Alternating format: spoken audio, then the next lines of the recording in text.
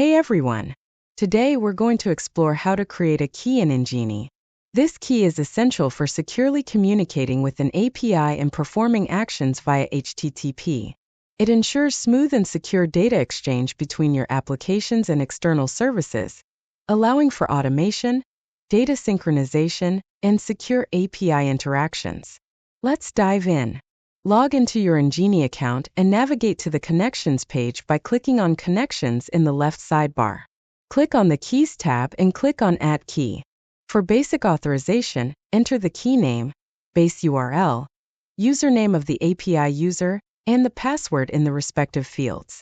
Additionally, you can add any extra metadata in the additional header section by clicking Advanced Settings. Once you have filled in all the details, click Save to save the key. For bearer authorization, choose Bearer Token Authorization. Enter the token in the provided field. Like basic authorization, you can add extra headers to include additional metadata. Click Save to save the key. For OAuth 1.0 authorization, choose OAuth 1.0 and enter details in the following order.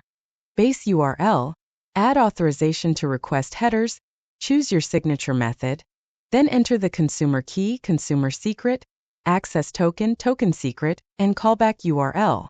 Optionally, you can also enter verifier and nonce, set the version to 1.0, and optionally add realm.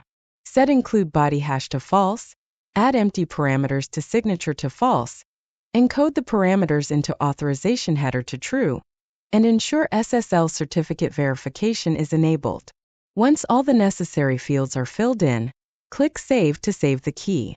For each authorization type, advanced settings allow you to add additional headers, enabling more customized and secure communication by including specific metadata or authentication details as needed. That's it for today's guide on setting up a key in Engini. I hope you found this tutorial helpful. If you have any questions, feel free to reach out.